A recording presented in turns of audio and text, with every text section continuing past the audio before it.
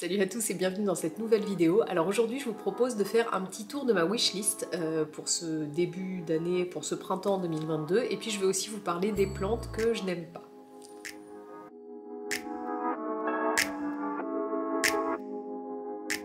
Alors d'ailleurs, avant de commencer cette vidéo, j'en profite pour remercier tous les plantes copains et copines qui m'ont gentiment prêté leurs images pour illustrer toute cette wishlist de plantes que j'aime et que j'aime pas. Désolée pour ceux qui m'ont prêté les photos des plantes que j'aime pas, parce qu'ils savaient pas pourquoi je leur demandais ces photos-là.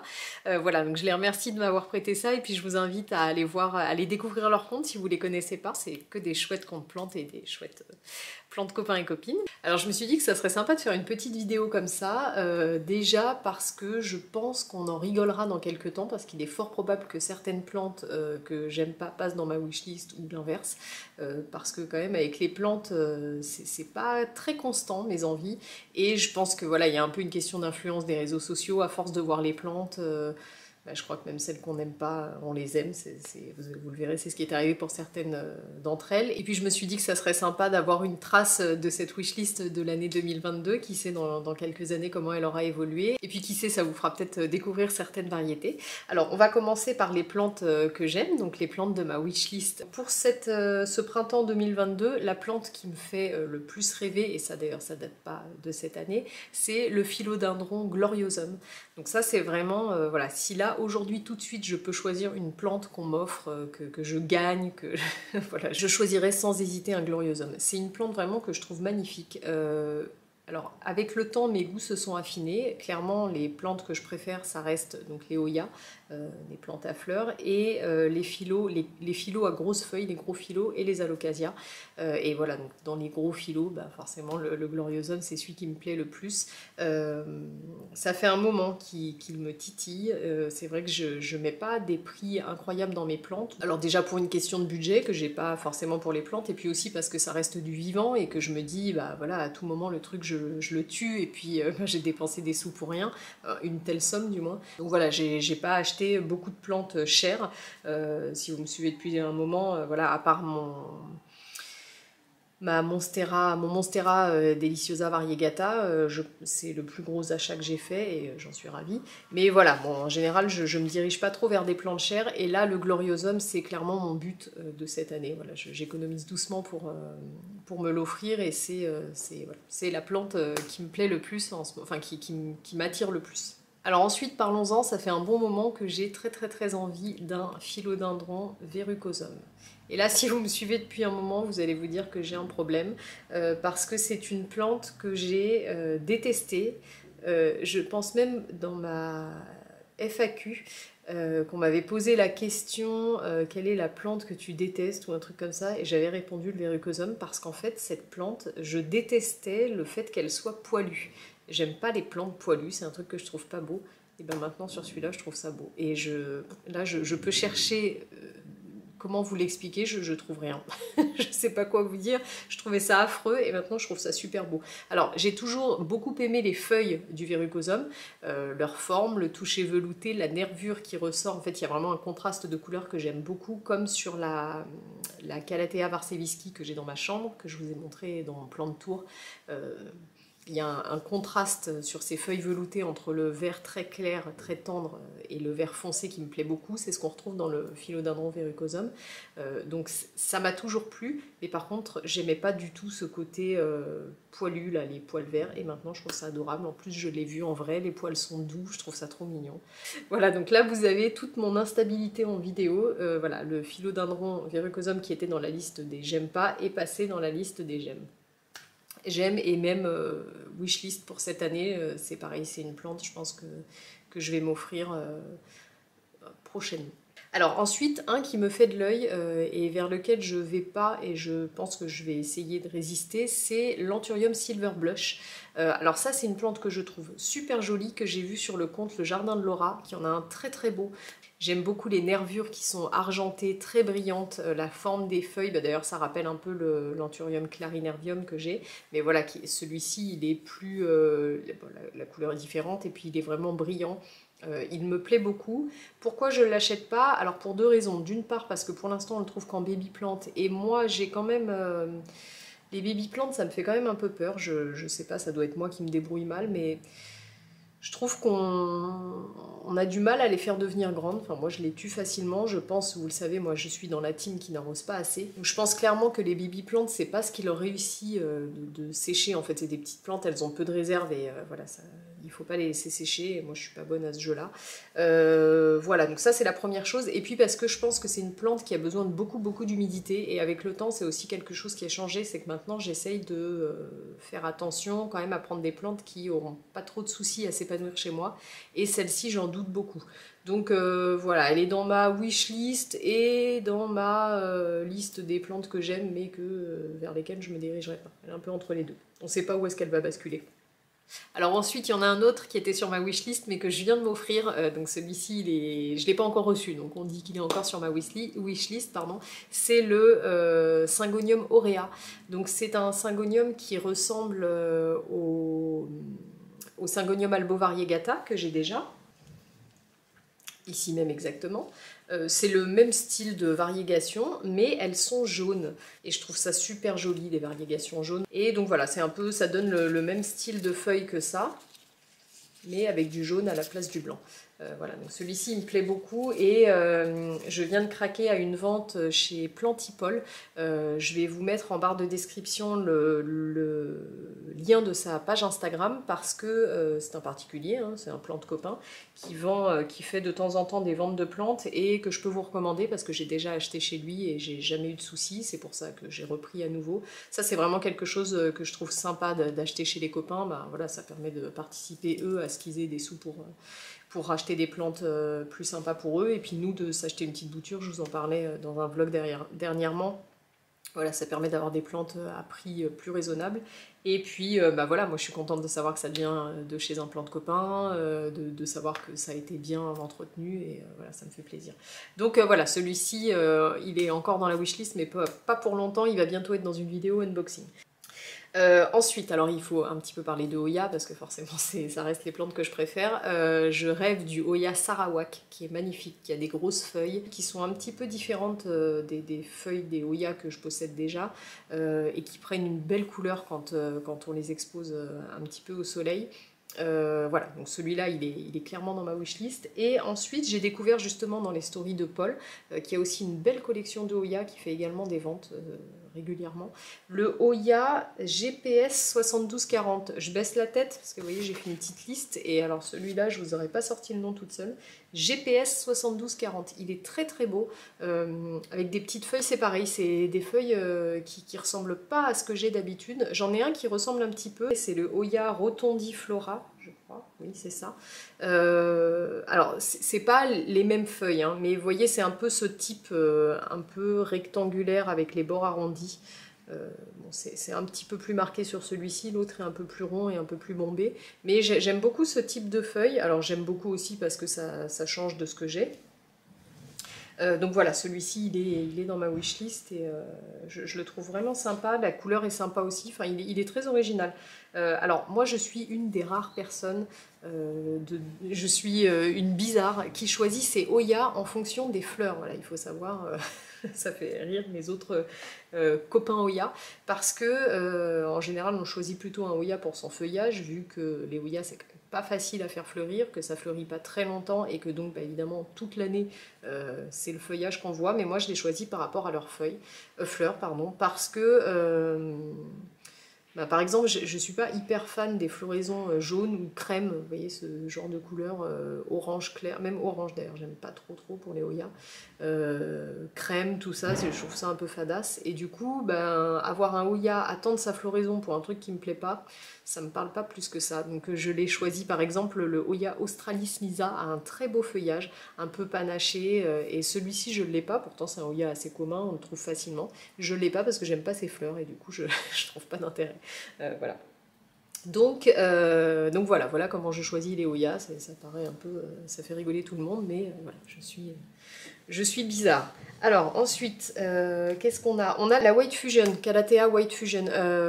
Ça c'est pareil, je vous en ai parlé dans mon dernier vlog. Je sais pas si je la prendrai ou pas un jour cette plante. Je l'ai vue récemment, je l'ai pas prise. Voilà, c'est toujours pareil dans cet esprit de plante qui va peut-être pas se plaire chez moi et du coup qui sera pas forcément jolie. J'hésite, c'est une plante que je trouve super belle, vraiment le dessin est super joli et maintenant que je l'ai vue en vrai je la trouve encore plus belle. Mais voilà, j'ai lu tellement d'horreur à son sujet que j'hésite un peu et franchement j'ai pas grand monde autour de moi qui peut me dire ah bah moi j'en ai une et ça se passe super bien. Si, j'ai des gens qui me disent ça au bout de 3 jours. Et puis après, quand on en reparle plus tard, c'est pas le cas. Donc du coup, je résiste. Mais elle reste dans ma wishlist, c'est une plante que je trouve magnifique. Et pour finir, pour la wishlist, il y a un caladium dont je rêve. C'est une de mes abonnées, Marie, si tu passes par là, qui m'en a parlé l'année dernière. Et depuis, je le cherche. Je ne l'ai jamais vu, à part sur le compte de Sauvan, Jungle Eden. Et je sais pas où est-ce qu'elle l'a trouvé. Mais je le vois passer nulle part. Je guette toutes les ventes de caladium. J'ai fait ça toute la saison l'année dernière. Et cette année aussi, a priori, je n'ai pas vu. C'est le caladium Pink Symphony. C'est un caladium qui est magnifique, qui est transparent. Alors j'en ai eu un qui était un peu transparent comme ça l'année dernière, c'était le Spring Fling, voilà. Le caladium Spring Fling, qui était un peu transparent aussi, comme ça on aurait dit un peu du latex. Mais c'était pas pareil que le Pink Symphony. Le Pink Symphony, il a une forme un peu pointu, qui se replie un peu sur lui-même, il est très joli. D'ailleurs les caladiums, moi je préfère ceux qui ont une forme de cœur, qui sont bien ouverts, mais celui-ci, ben, je le trouve très beau comme ça. Donc, voilà, le caladium Pink Symphony, alors ça si un jour vous en entendez parler, foncez sur ma page Instagram ou ici sur YouTube. Vraiment c'est quelque chose que je recherche, mais ouais, j'arrive pas à le trouver. Voilà, donc ça c'était pour ma grosse wishlist pour le printemps 2022. Alors ça veut pas dire que je vais toutes les prendre, hein, mais voilà, c'est toutes les plantes qui me font rêver pour l'instant. Et puis après, on a la partie des plantes qui me plaisent, qui me font rêver, mais que je ne vise même pas. Soit parce qu'elles sont hors budget, soit parce qu'elles ne correspondent pas à mes conditions de culture. Donc c'est voilà, des plantes que je trouve magnifiques, mais que je vise pas, voilà, très simplement. Alors on a le Burle Marx variegata, ça c'est la plante, c'est une des plantes que je trouve les plus belles, mais voilà, c'est clairement hors budget, avec des variégations jaunes qui ressortent sur le vert, il y a un vert tendre, enfin c'est vraiment, elle est très très belle cette plante, j'aime la forme, j'aime le port général, c'est un philo donc c'est simple, voilà, elle est super, mais pour l'instant c'est hors budget, peut-être que c'est aussi une plante qui baissera. Enfin voilà, en tout cas pour l'instant c'est pas du tout d'actualité. On a aussi l'Alocasia macrorhiza variegata, alors ça c'est pareil, c'est des plantes ici qui se vendent à des prix je trouve démentiels. Après encore une fois chacun fait ce qu'il veut de sa bourse et puis voilà, du moment qu'on est content avec ce qu'on fait c'est le plus important, mais moi c'est pas du tout quelque chose que je peux et veux m'offrir, mais voilà, c'est une plante que je trouve magnifique. L'Anthurium veitchi, ça c'est pareil. Alors celui-ci, je le trouve avec des feuilles tout en longueur. J'ai pas du tout de plantes comme ça qui ont des feuilles en longueur. Si, j'ai le Philodendron subastatum. Mais bon, c'est encore l'Anthurium veitchi, c'est encore plus marqué. Voilà, c'est un peu cranté, enfin c'est très joli, mais ça c'est pareil, c'est des plantes qui sont hyper compliquées, il leur faut 99% d'humidité, voilà, il faudrait qu'on vive dans un aquarium, donc c'est pas possible pour chez moi, mais c'est une plante que je trouve magnifique.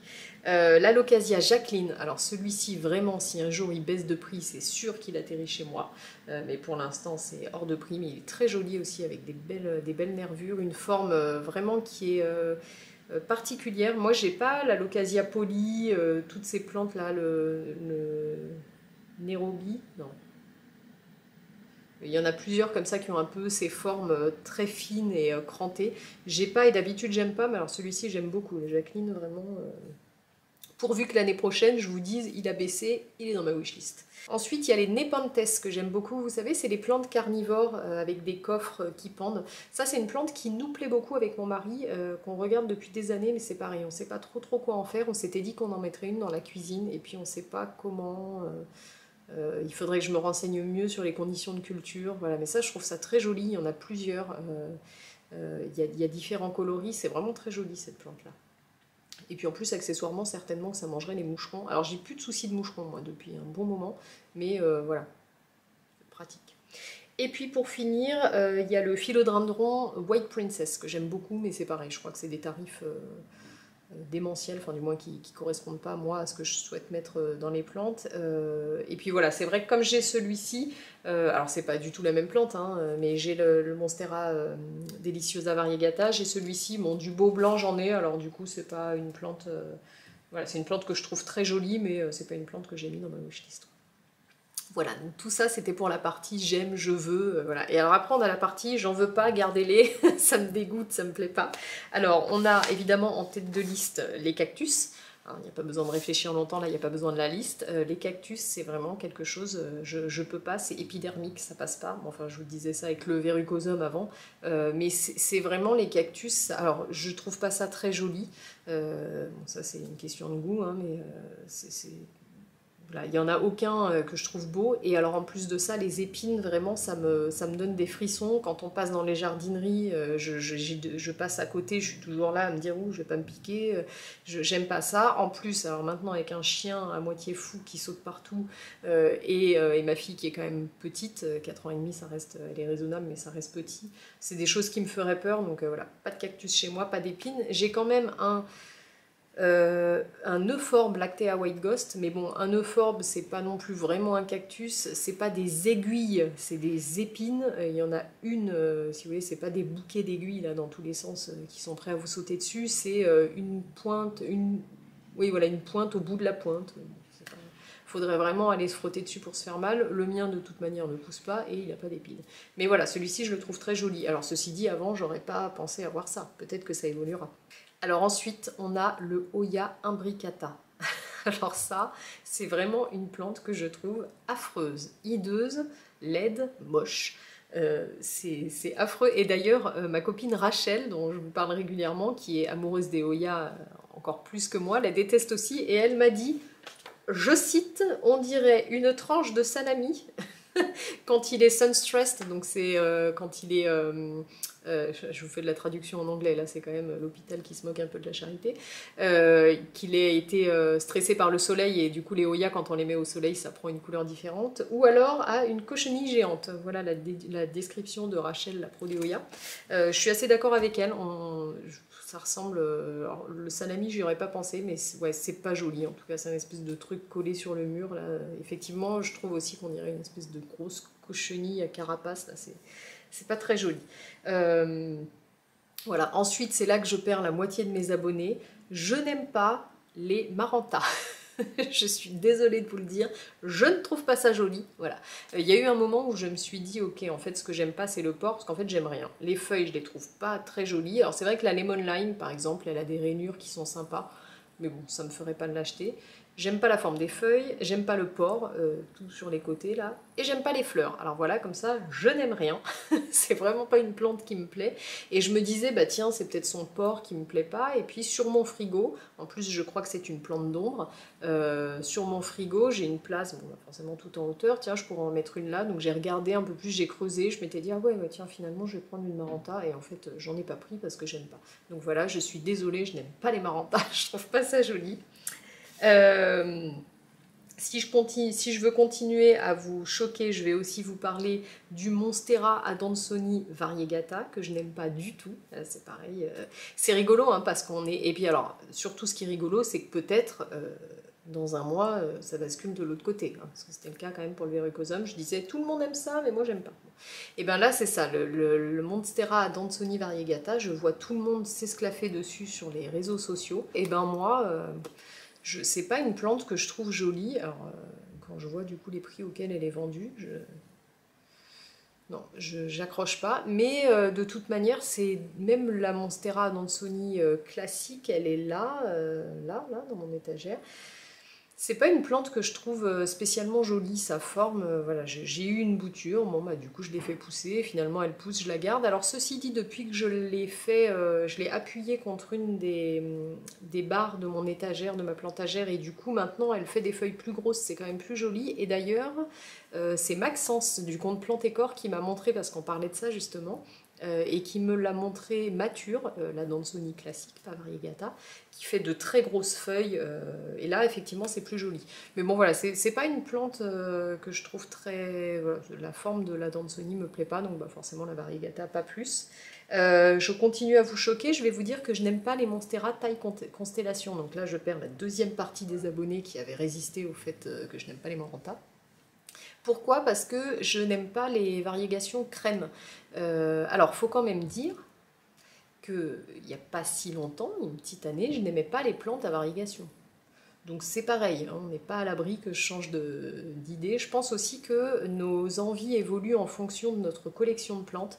Moi au début j'avais que des plantes vertes, c'est ça ce qui me plaisait. Je me souviens, je répondais aux sondages sur les comptes plantes. Est-ce que tu préfères les plantes vertes ou à variegation? Ah, bah verte bien sûr, et puis maintenant à variegation. Pourquoi? Parce qu'en fait au bout d'un moment j'ai eu plein de plantes vertes et qu'il a bien fallu panacher tout ça, on n'y voyait plus rien. Et c'est plus joli quand on vient mettre de la couleur. Donc j'ai commencé par aimer les plantes à variegation blanche.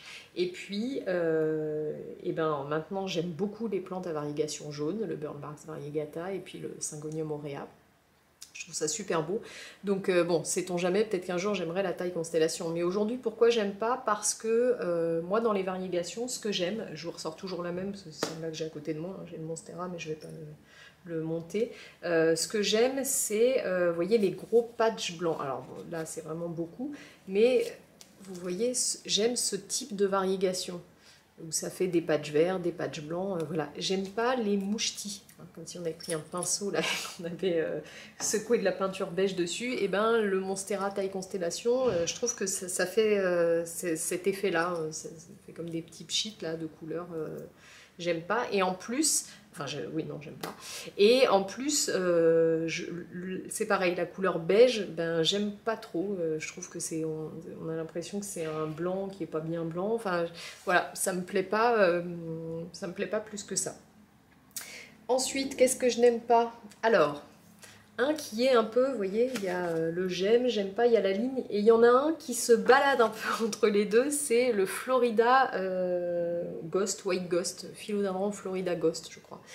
Celui-ci, c'est une plante que je vois depuis un an, que je trouvais pas jolie du tout, et que maintenant je trouve pas si mal. Alors je dirais pas l'acheter, mais en général quand ça commence comme ça, c'est que... en fait, j'aimais pas la forme de ses feuilles au début, arrondi avec des petites oreilles, et puis finalement maintenant je trouve ça joli, bah, toujours pareil parce que ça change. Bon, c'est pas une plante que j'irais acheter, mais voilà, j'aimais pas du tout avant, maintenant je trouve ça moins moche, et surtout j'en ai vu qui était un peu mint, et ça je trouve ça très joli. Voilà. Dans les plantes que je ne trouve pas jolies, on a aussi les cissus. Alors pourquoi? Déjà parce que j'aime les grosses feuilles, et bon après j'adore les Hoya, hein. Les Hoya ont des petites feuilles, mais c'est vrai que sur les plantes comme ça, hors Hoya, c'est vrai que je préfère les grosses feuilles, et ça c'est trop liane, les interneux sont trop longs, les feuilles sont toutes en longueur, non, c'est pas une plante qui me plaît. Et puis pour finir, le Calathea Yellow Fusion. Alors vous voyez, j'aime beaucoup le White Fusion. Et là en plus je peux en parler parce que j'ai vu les deux la semaine dernière en jardinerie. Mais celui-là qui est pourtant vendu plus cher que l'autre. Mais pourquoi? Juste parce que c'est plus récent en fait. Le White Fusion était au même prix avant et puis ça a baissé. Ben là, la jaune, j'ai pas trouvé ça. C'est pas un jaune très franc.